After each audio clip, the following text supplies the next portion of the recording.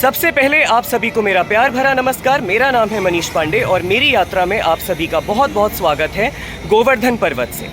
तो ये ब्रिज दर्शन का चौथा अंक है और आज हम गोवर्धन पर्वत की परिक्रमा करेंगे।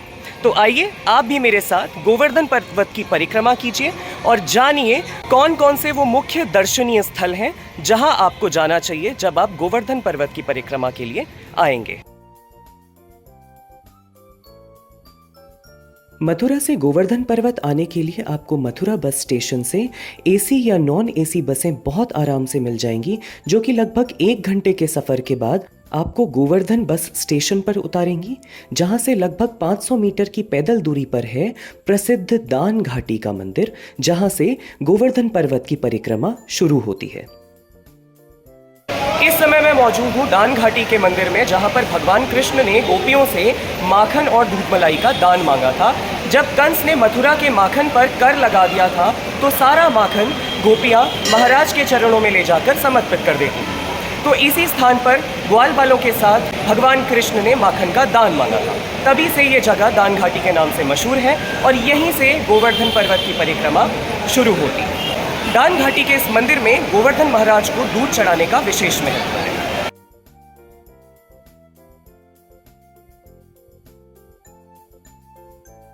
और ये देखिए, यहाँ से गोवर्धन पर्वत की परिक्रमा शुरू होती है और ये है गोवर्धन पर्वत की श्रृंखला, जो कि यहाँ से शुरू हो गई है। गोवर्धन पर्वत की परिक्रमा पैदल करने के अलावा आप ई रिक्शे से भी कर सकते हैं, जो कि 400 रुपये की बुकिंग में आपको पूरे 21 किलोमीटर की परिक्रमा कराता है और सभी प्रमुख दर्शनीय स्थलों के दर्शन भी करवाता है। परिक्रमा करते करते अभी हमने लगभग 1 किलोमीटर की परिक्रमा पूरी कर ली है और मेरे पीछे साइन बोर्ड में भी साफ लिखा हुआ है कि जो अंतिम पड़ाव है वो अभी 20 किलोमीटर दूर है, यानी कि ये पूरी 21 किलोमीटर की परिक्रमा है। और परिक्रमा करते करते देखिए, मैंने अभी नोटिस किया है कि यहाँ पर जो मैक्सिमम पेड़ लगे हुए हैं ना, ये नीम के पेड़ हैं। तो जैसे यहाँ इतनी ज़्यादा धूप है, ये नीम के पेड़ छाया देने में असल में बहुत ज़्यादा इनकी मदद अभी महसूस हो रही है। तो भाई श्री कृष्ण ने वो जो इंद्र को ना पूछकर गोवर्धन पर्वत को पूजने का काम किया था ना, मुझे तो लग रहा है कि एक तरह से सही है, बिकॉज वाकई में ये काफ़ी कुछ दे रहा है यहाँ पर। और दूसरी अच्छी चीज़ है यहाँ के बंदर। जैसे कि मथुरा और वृंदावन में ये बंदर जो है आपका फ़ोन, मोबाइल और पर्स लेकर चले जाते हैं, यहाँ के बंदर देखिए कुछ भी नहीं कर रहे। ये भी इतने पास में मेरे हैं, लेकिन ये बस अपने में ही मगन है। और यहाँ पर एक रिहायशी सोसाइटी का गेट मुझे दिखा है। देखिए, श्री कृष्ण के हाथ और उनकी बांसुरी के शेप में ये गेट बनाया है, कितना मनमोहक लग रहा है।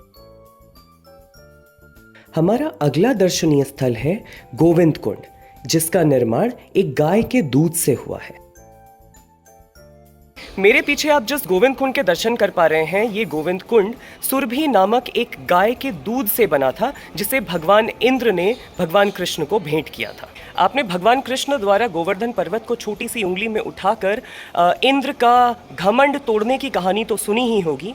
तो जब इंद्र का घमंड भंग हुआ तो देव माता अदिति ने कहा कि इंद्र, सुरभि नामक इस गाय को ले जाओ और श्री कृष्ण को भेंट करो। और जब इंद्र ने इसी स्थान पर सुरभि नामक गाय को श्री कृष्ण को भेंट दिया और उसी के दूध से श्री कृष्ण का अभिषेक किया, तो यहाँ पर गोविंद कुंड का निर्माण हुआ।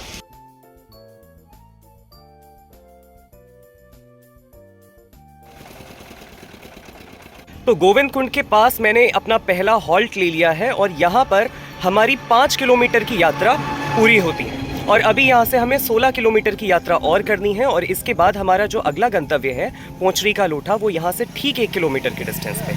और मैंने इस भाई के स्टॉल पर गन्ने के जूस का आनंद लिया। देखिए, ग्लास खाली हो गया, इसने बहुत अच्छा बनाया था, तो तुम 1 ग्लास और बनाना, ठीक है। और वैसे पोंचरी का लोटा में क्या है?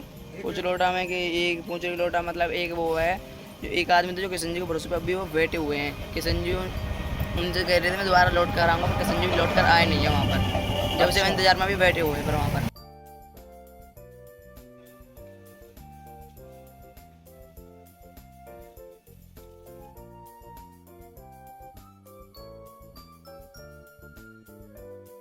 तो पूंचरी के लोटे की तरफ जब हम आगे बढ़ रहे हैं तो यहाँ पे हमें पता चला है कि ये वाला हिस्सा जो है ये राजस्थान में आता है और यहाँ से 1 किलोमीटर का जो रास्ता होगा परिक्रमा का, वो राजस्थान के अंडर है।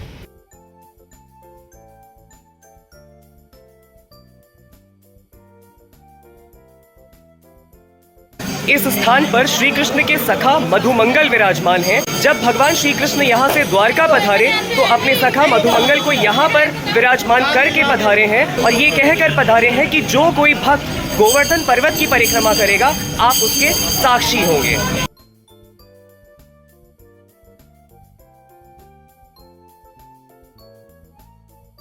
इसके बाद हम मथुरा की सीमा में वापस आते हैं और हमें दर्शन होते हैं गिरिराज गोवर्धन के दूसरे मुखारविंद मंदिर के।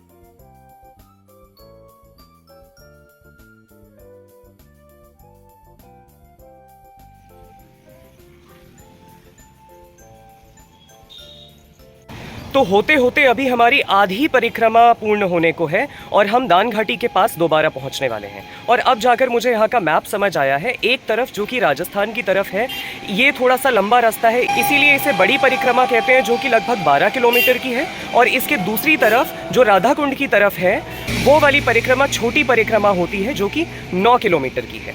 तो हमने एक तरफ की परिक्रमा यानी कि बड़ी परिक्रमा कर ली है, अब हम दूसरी तरफ की परिक्रमा करेंगे। और हमने लगभग 11:30 बजे के आसपास परिक्रमा करनी शुरू की थी और अभी दिन के 2:15 बज रहे हैं और हम दान घाटी पहुंचने वाले हैं।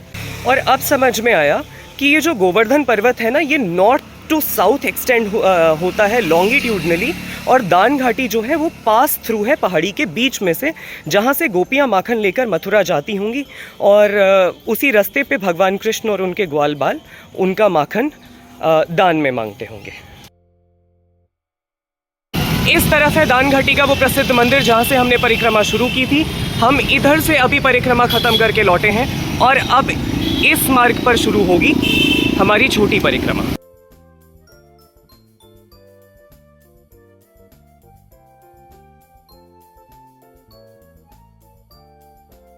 छोटी परिक्रमा मार्ग पर पहला दर्शनीय स्थल है उद्धव कुंड, जिसका निर्माण श्री कृष्ण की पत्नियों के आंसुओं से हुआ था।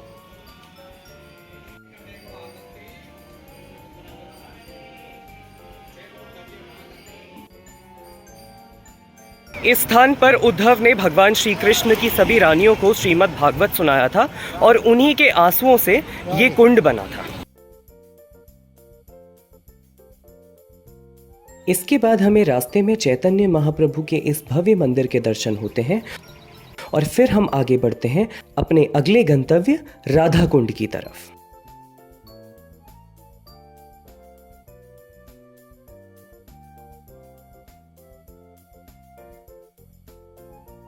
शाम के लगभग 4 बज गए हैं और हम पहुंच गए हैं राधा कुंड। ये राधा कुंड और इसके बगल में उस तरफ है श्याम कुंड।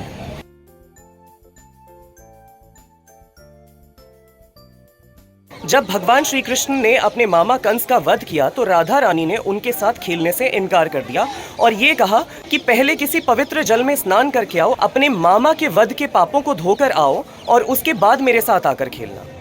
तो भगवान श्री कृष्ण ने अपनी लीला दिखाई और अपनी मुरली से इस कुंड का जल खोदकर बाहर निकाला। ये देखकर राधा रानी को ये एहसास हुआ कि उन्होंने कान्हा की लीला पर शक किया है और उन्होंने भी अपनी अष्ट सखियों के साथ मिलकर इसके बगल में श्याम कुंड खोदा और उस कुंड में राधा कुंड का ही जल भरा।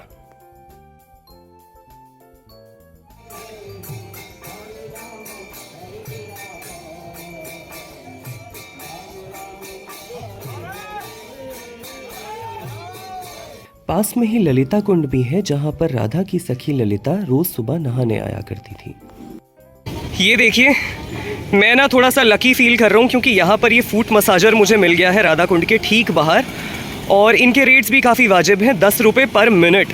सच में कितना शॉकिंग है ना। देखिए 10 रुपये में क्या ही मिलता है आजकल। यहाँ फूट मसाज मिल रही है, वो भी इलेक्ट्रिक। और पीछे से भैया हमारे हैं। भैया हेलो, यूट्यूब में हैं आप। तो इनकी दुकान राधा कुंड के जन सुविधा केंद्र, राधा कुंड का जो जन सुविधा केंद्र है उसके ठीक बाहर है और आप इनसे इस सुविधा का लाभ ले सकते हैं।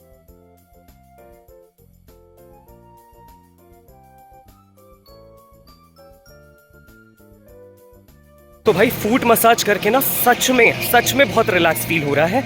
और अब यहाँ से राधा कुंड के बाद हमारा जो अगला गंतव्य होगा वो होगा कुसुम सरोवर और वहाँ से आगे फिर जो लास्ट स्टॉप होगा वो होगा मानसी गंगा, जिसका स्नान करने के बाद हमारी गोवर्धन यात्रा संपूर्ण हो जाएगी। और एक चीज है बिल्कुल मानने वाली है कि पूरे व्रिज में जो सबसे अच्छी व्यवस्थाएं हैं ना यात्रियों के लिए, वो यहीं गोवर्धन में है। वॉशरूम्स इतने अच्छे, इतने साफ हैं, पीने के लिए ठंडा पानी हर जगह मिल रहा है, ये फुटपाथ आपका बिल्कुल कंफर्टेबल है, लोग अच्छे हैं, सबसे अच्छी चीज़ तो हैट्स ऑफ यहाँ की पब्लिक के लिए। कुसुम सरोवर वो स्थान है जहाँ पर राधा और कृष्ण एक दूसरे से छुप छुप कर मिला करते थे। इसी के साथ राधा की सखियां श्री कृष्ण के अभिनंदन के लिए यहीं से फूल चुना करती थीं। ये एक ऐतिहासिक धरोहर है जो आज सरकार के रखरखाव में है।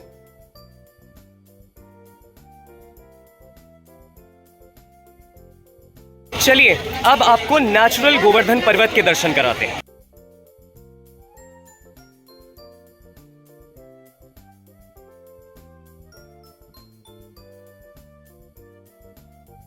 हमने सुबह के लगभग 11 बजे के आसपास गोवर्धन पर्वत की परिक्रमा करनी शुरू की थी और शाम के लगभग 6 बजे मैं इस समय मानसी गंगा पहुंच गया हूं।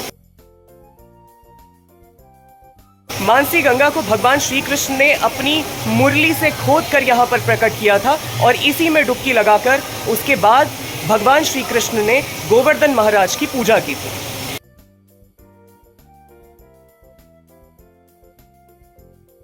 मानसी गंगा में डुबकी लगाने के बाद और गोवर्धन पर्वत की पूजा करने के साथ ही हमारी गोवर्धन यात्रा भी समाप्त होती है और इसी के साथ हमारी ब्रिज धाम की ये यात्रा भी संपूर्ण होती है।